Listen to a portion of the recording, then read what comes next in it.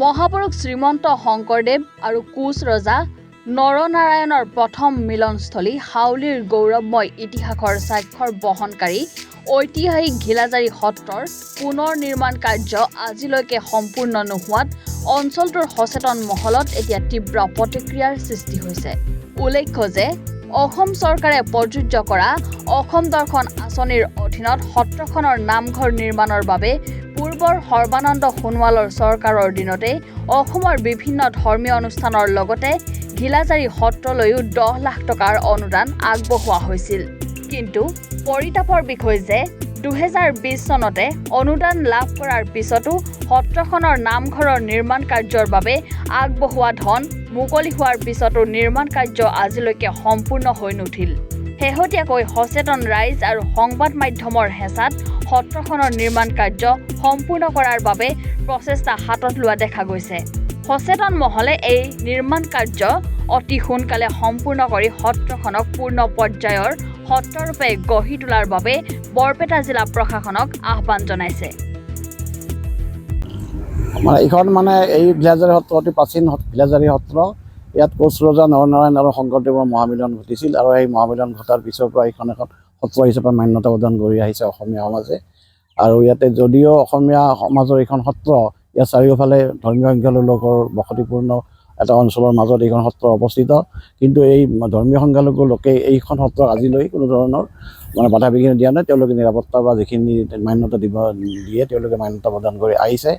আৰু এই ক্ষেত্ৰত অসম চৰকাৰে 2020 চনতে অসম দৰ্শন আঁচনিৰ অধীনত সত্ৰখনৰ নামঘৰ নিৰ্মাণৰ কাৰণে 10 লাখ টকাৰ এটা অনুদান দিছিল। কিন্তু কোভিড হোৱাৰ পৰিপ্ৰেক্ষিতত আৰু বিভিন্ন কাৰিকৰী কাৰণত আজিলৈ সত্ৰৰ নামঘৰৰ নিৰ্মাণ কাৰ্য সম্পূৰ্ণ হৈ উঠা নাই, যিটো এটা উদ্বেগৰ বিষয় হৈ পৰিছে।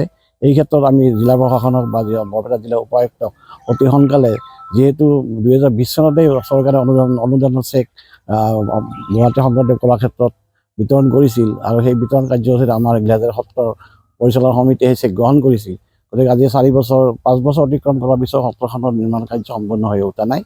যি কাৰণতে নহওক কিয় সত্ৰখন এতিয়া যিখিনি নিৰ্মাণ কাৰ্য এতিয়া চলি আছে, আমি দেখাত আজি প্ৰত্যক্ষ কৰাৰ মতে যাতে অতি সোনকালে এই নিৰ্মাণ কাৰ্য সম্পূৰ্ণ হৈ সত্ৰখন এটা পূৰ্ণতা লাভ কৰে, তাৰ বাবে আমি অসম সত্ৰ মহাসভাৰ বৰপেটা জিলা সমিতিৰ তৰফৰ পৰা আমি চৰকাৰক বা জিলা প্ৰশাসনক উপায়ুক্তক আহ্বান জনাইছোঁ। এইটো 20 চনতে চেকখন দিছিল, চৰকাৰে অনুদান দিছিল, কিন্তু কোভিডৰ কাৰণে 2 বছৰমান বন্ধ থাকিল কোভিডকালীন পৰিস্থিতিৰ বাবে। তাৰ পিছৰ পৰা কি কাৰণত এইটো বন্ধ হৈ আছে এইটো জিলা প্ৰশাসনে ক'ব পাৰিব। আমি এতিয়া যিহেতু চৰকাৰে অনুদান দিছে, চৰকাৰৰ এইটো এটা অতি অভিলাষী কাৰ্যসূচী আছিল বা এইখন চৰকাৰৰ এই মিত্ৰজোঁটৰ চৰকাৰে অসমৰ সত্ৰ সংস্কৃতি সুৰক্ষাৰ বাবে এটা বিভিন্ন আঁচনি লৈছিল। সেই আঁচনিৰ এটা অন্যতম অংশ আছিল এই সত্ৰখনৰ এই বিভিন্ন সত্ৰৰ লগতে এই ঘিলাজাৰী সত্ৰখনৰ পুনৰুদ্ধাৰ কৰাৰ কাৰণে। কিন্তু কি কাৰণত আজিলৈ এইখিনি হোৱা নাই, এইটো এটা চিন্তাৰ বিষয়। গতিকে আমি জিলা প্ৰশাসনক অনুৰোধ জনাইছোঁ যাতে অতি সোনকালে এই টকাখিনিৰ সদব্যৱহাৰ কৰি এই নামঘৰটো বা এই সত্ৰখন পুনৰ নিৰ্মাণ হৈ এটা নিৰাপত্তাজনিত পৰিৱেশ এটা সৃষ্টি হয়।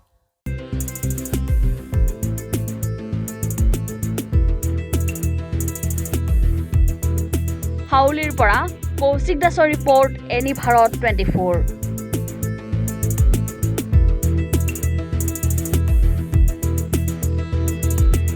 নমস্কাৰ, মোৰ নাম নিৰুপম শইকীয়া। এনি ভাৰত 24 এটা নতুন অনুষ্ঠান লৈ আহি আছে, জুবিনৰ গানে কি আনে। তাৰ অডিশ্যনসমূহ অসমৰ প্ৰত্যেকটো ডিষ্ট্ৰিক্টত হ'ব আৰু এটা ৰিয়েলিটি শ্ব' হয়। আপোনালোকে দিয়া ফোন নম্বৰ যোগাযোগ কৰিব পাৰে আৰু আপোনালোকৰ ওচৰলৈ এনেও গৈ আছে তেওঁলোক, আৰু আশাবাদী যে আপোনালোকে এই অনুষ্ঠানটোত ভাগ ল'ব আৰু আশা থাকিল যে আমি খুব সুন্দৰ গায়ক দেখিবলৈ পাম। ধন্যবাদ।